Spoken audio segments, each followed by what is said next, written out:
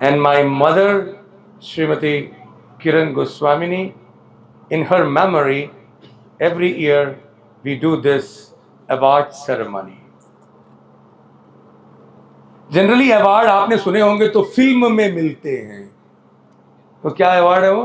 पिक्चरों के अवार्ड चलते, ऑस्कर अवार्ड है। दूसरे अवार्ड हैं, second award is award, usually movie awards आते हैं। दूसरे अवार्ड है जियो पॉलिटिकल अवार्ड्स हैं, जैसे बांग्लादेश के जो इस समय के जो प्रधानमंत्री हैं उनको अमेरिका ने नोबेल प्राइज दिया पीस का। ऐसा कौन सा पीस का काम किया देख लिया अभी आपने। लेकिन धर्म और स्वास्थ्य के क्षेत्र में अवार्ड सोसाइटी के लोगों के बीच में अभी भी कम है। अब जमाना ऑनलाइन का है, तो ऑनलाइन के कारण आप जो भी कुछ हम ये कर रहे हैं ये विश्व के सभी जगहों पर पहुंचेगा। आज बच्चों का जन्म किससे होता है? पिता से नहीं, मां। प्रोडक्शन हम लोगों का, आज सभी लोगों को मां ने भेजा है ना, तो उनकी स्मृति में ये कार्य है। वो अव्यक्त हैं पर अव्यक्त होकर भी व्यक्त है। तो जो भारतीय मूल का ध्यान से समझें, हम 3 अलग अलग क्षेत्रों के लोगों को इसमें लेते हैं। ऐसा व्यक्ति जो भारतीय मूल का नहीं होते हुए भी भारतीय दर्शन को जन जन तक पहुंचा रहा है, या भारतीय मूल का है लेकिन भारत में नहीं रहता, विदेशों में रह के वो कार्य कर रहा है। तो ऐसे क्षेत्र में श्रील भक्ति विज्ञान गोस्वामी महाराज, a big honor, clap for his presence here.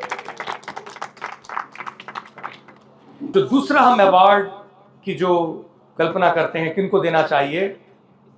Traditional medicine तो है ही भारत की मेडिसिन, भारतीय संपत्ति पर। अच्छा, आपके पिताजी की संपत्ति पर अधिकार आपका होगा ही, आपके जितने भाई हैं सभी का होगा। एक भाई विदेश में चला जाए और एक स्वदेश में गांव में रहे, संपत्ति पर अधिकार दोनों का। भारत में जन्म लिया हुआ कोई भी डॉक्टर यदि विदेशी जो चिकित्सा प्रणाली है उसको पढ़ता है तो भी उसका भारतीय संस्कृति और भारतीय स्वास्थ्य पर उतना ही अधिकार है जितना भारतीय स्वास्थ्य को सीखने वाले एक भारतीय का है, क्योंकि वो उसके भारत की संपत्ति है आयुर्वेद। ऐसे आयुर्वेद के प्रति सम्मान और अध्यात्म के प्रति सम्मान रखने वाले जो वैद्य होते हैं उनको हम हर वर्ष चुन करके, जो है एलोपैथिक मेडिसिन से, लेकिन वो इस भारतीय विधा और भारतीय आयुर्वेद और भारतीय संस्कृति के होने के कारण इसमें श्रद्धा रख करके, इसमें त्रुटियों को हटा करके इसके प्रति जागरूक है और इसमें कार्य कर रहे हैं और करना चाहते हैं, जिससे कि उनका उत्साहवर्धन हो और लोग जुड़े। नहीं तो ये भारतीय विधा एक दिन खत्म हो जाएगी।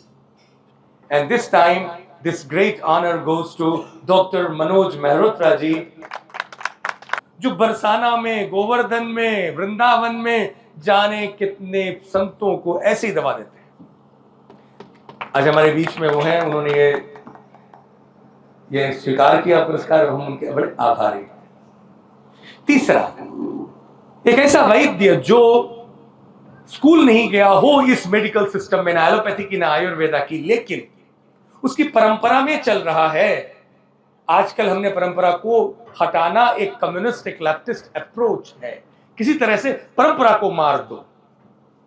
तो ऐसे वैद्य जो भले ही डिग्री नहीं है, लेकिन पुराने जमाने में बड़ी बड़े जंग युद्ध होते थे, हड्डियां टूटती थी, तो क्या हमारे यहां वो जुड़ती नहीं थी? जुड़ती थी।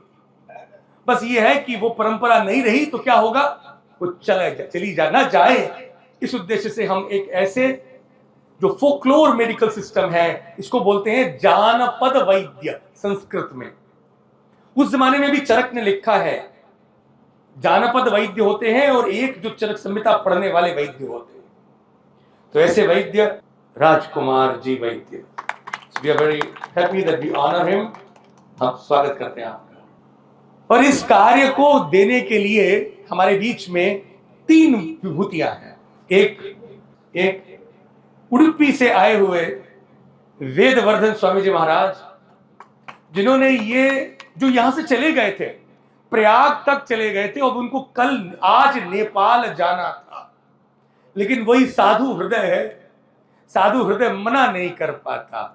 वेस्टर्न में वो बोलते हैं लर्न टू से नो, पर साधु की सबसे बड़ी क्वालिटी है साधु कभी भी ना बोल पाए, बस कुछ कर ले वो ना बोल पाएगा। तो ऐसे साधु महाराज जो आज उनको नेपाल में रहना था, उन्होंने सब कैंसिल करके अपना सारा काफिला वापस ब्रिज की तरफ मोड़ दिया। इस कार्यक्रम के लिए मैं उनको और उनकी टीम को बहुत बहुत उनका आभार है उनका, वो आज हमारे बीच में उपस्थित हैं। उनके कर कमलों से इस पुरस्कार की शक्ति और बढ़ जाती है, और हमारी माँ बहुत प्रसन्न होंगी कि उडुपी से एक स्वामी जी यहाँ पर उपस्थित है। मध्वाचार्य जी ने एक बात कही थी, हमारे पेजावर मठ के विश्वेश तीर्थ जी ने, जो हमको उडुपी ले गए थे। वो स्वामी नहीं जो सिर्फ एक समूह का हो, जगत गुरु तो सारे जगत का है, न कोई जाति न कोई पंथ। जब स्वामी जी महाराज आए थे तो उन्होंने हमारे यहां हरिजन बस्तियों में जाकर के वहां पर पूजा अर्चना करी। हमारी सबसे बड़ी समस्या है, टूटोगे तो बटोगे तो कटोगे, इससे बचना है, जाति से बचना है। इस कारण से महाराज पूरे भारत को जोड़ना चाहते हैं। दक्षिण और उत्तर में उस समय पर ट्रेन वगैरह नहीं थी, घोड़े से जाते थे, चलकर पाद यात्रा करते थे, पर आज तो कोई समस्या नहीं है। व्यापार के लिए आप जाएंगे, चेन्नई तक जाएंगे, मारवाड़ी बंधुओं से पूछो ना, कोयम्बटूर जाएंगे, लेकिन धर्म के गुरुओं के बीच में क्यों विभाग? व्रज और उडुपी दोनों ही कृष्ण के स्थान हैं। ये उत्तर की वृंदावन तो दक्षिण का वृंदावन। तो ऐसे महाराज हमारे बीच में हैं और उनका ये उद्देश्य सार्थक हो। मैं इस वेदिका से एक घोषणा कर रहा हूं। अब नवकानन आश्रम में 3 संस्थाएं चल रही थी, चौथी जुड़ गई। एक संस्था है विश्वंभर गौशाला, जो अब गव आयुर्वेद चिकित्सालय भी होगा, गायों का आयुर्वेद चिकित्सालय। एक दूसरी संस्था यहां पे चल रही है, वो है राधा गिरधारी मंदिर, जो अब कुंड के चारों ओर बनने का कार्य शुरू हो चुका है, अब बनवाएंगे तो राधा गिरधारी जी। तीसरा करुणामयी किरण आरोग्य केंद्र, जिससे कि पंचकर्मा इत्यादि की चिकित्सा हो रही है। और चौथा दक्षिण भारत का शिरूर उडुपी मठ का केंद्र यहां पर आज से स्थापित हो रहा है।